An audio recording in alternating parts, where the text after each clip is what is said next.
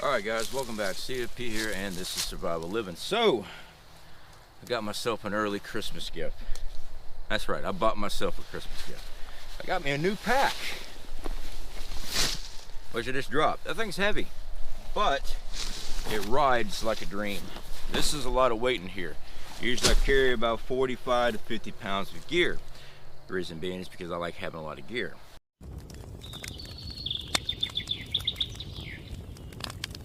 Alright, so this pack here, guys, probably mispronouncing, it's the MardingTop or MardingTop. Either way, this is a 65 liter plus 10. This thing here I actually got on sale. They're on Amazon. I got it for about 75 bucks. Oh yeah. I go through a lot of gear. I test out a lot of gear because I'm always outdoors. And since I'm always outdoor, I wanted also to get a new tarp. So my tarp I got with me. We're gonna do a camp out tonight. I want to test this thing out because all my gear I test around the house. We're in the back fields right now before I go out into the woods. Always test your gear out before you go out and actually have to rely on it. So I'm not far from the house right now. Testing out the backpack. It rides like a dream. I love it. But I want to check out this new tarp. It's a 10 by 10 tarp. So that's gonna be interesting. I've never actually dealt with this square tarp before. All my tarps have always been 6 by 8. They've always been off some off number.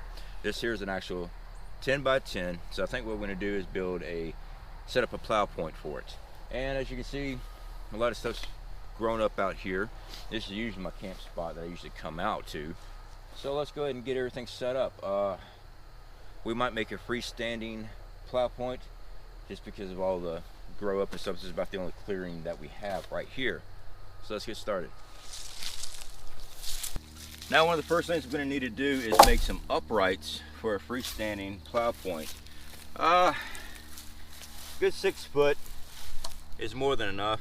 I know most of us don't carry a tape measure out in the woods. You can actually take your hatchet or something like that, have measurements on it. I found out that my boots are pretty close to 12 inches.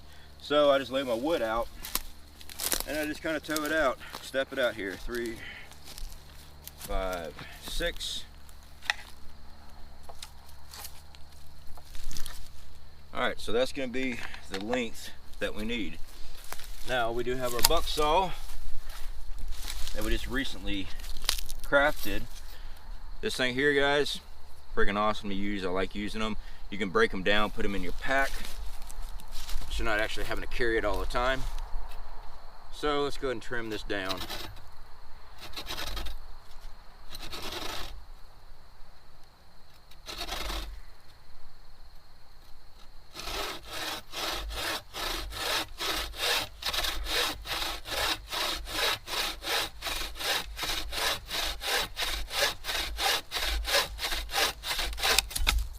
Alright, that's one. Get our other one here.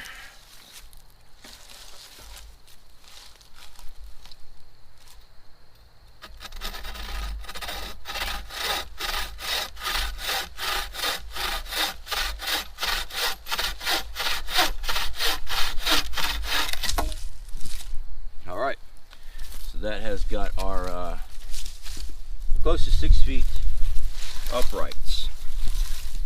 Basically going to be using it as a tripod, guys. So next up is bank line. Probably get some of this bark here. So we're going to actually fashion this for a plow point. I'm actually using the back side of my knife, guys, to take this bark off. It's not required. I just like doing it when I'm working with stuff out here. See all the little beetle dust and stuff that they leave behind when they're gnawing on wood. This isn't a dead branch, dead tree, but they have been working on it. So we're starting to lose the light, guys. I got out here late. It's gonna get dark in about an hour. So once we got our wraps and everything put on this, I'm just trying to see what the height is going to be. That should be good there. Now this won't stand by itself until we get the shelter out. So let's go ahead and get that. We got to get that in place. And then we got to clear out some of this area here, guys, because we got to have a fire tonight. It does get cold here in northwest Florida. That's where I'm at. it does get cold here. We got a lot of moisture in the air and in the ground, and when the temperature drops, it gets cold.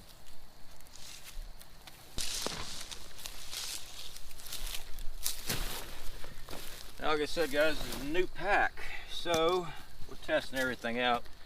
I like strapping things on with my dry bags. That's the sleeping bag there. There's plenty of room on the inside, but I just like having access to it. Alright, let's find out where all of our gear is. That is our survival blanket. The main thing is trying to remember where you pack everything. But that's what's awesome about this pack. I can go through the bottom when I know it's sitting in the bottom. So there we go. Seal this back up.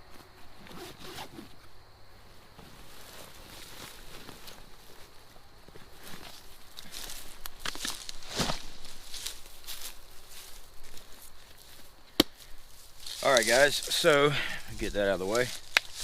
This is our 10 by 10 tarp. It's A-R-A-E-R.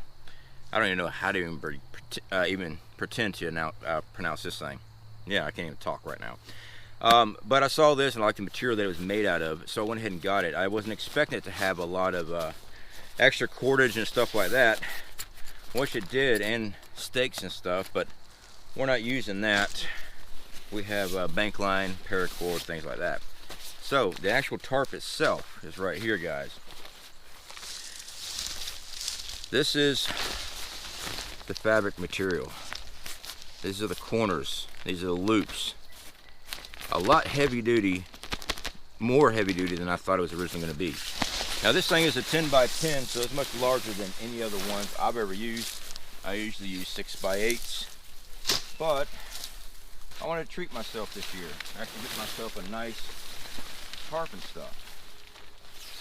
So, since it's a 10 by 10, which means it's much larger, it's going to take up more room. Now for a plow point, guys, you want to start, lay everything out kind of like in a diamond formation. You want to grab your corner, and that's where you're going to start off at. So we're going to actually stake this down on the ground and run our tarp out.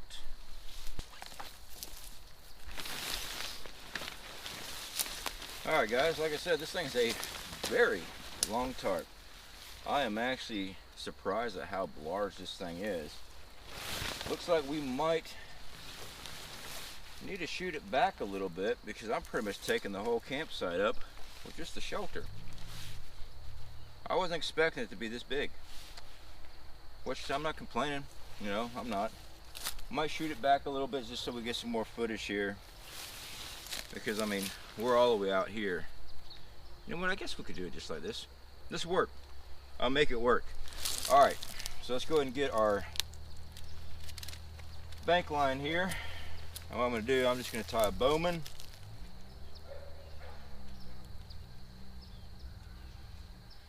We're just going to loop through that bowman. I'm going to grab one of my toggles here.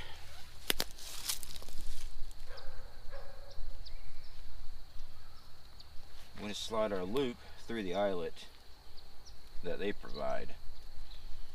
Put our toggle in, just to hold everything secure, nice and tight. Now comes the fun part. Our tripod. Well, actually it's not a tripod because there's only two. Bipod. I don't know. Whatever you want to call it. I don't care. As long as it works. Alright, so I'm going to slide this back.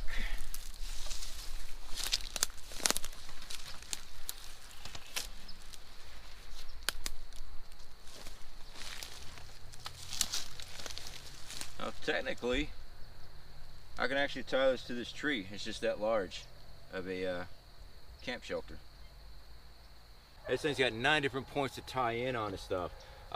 So with all gear, I always say test it out before you have to rely on it, before you go out into the woods. We're here on property, we're in the back part of the property out in the fields, Plowpoint. And this thing here had a little bit of drop in it, which is fine, because all you have to do is put a stick in the center, put your shemagh on the end of the stick so you don't tear through your tarp or anything like that. And we also have our uprights here, because we didn't have anything we're going to be tying off on, so this is a freestanding one.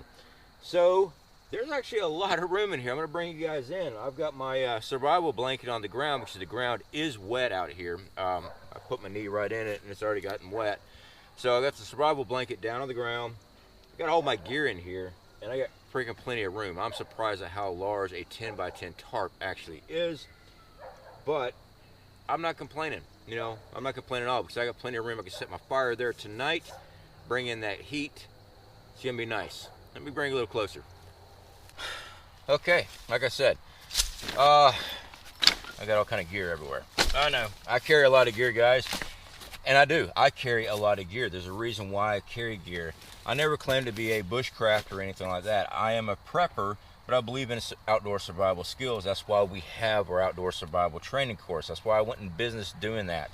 And by the way, to the individuals that is coming in January on our January 20th course, very awesome. Looking forward to meeting you guys.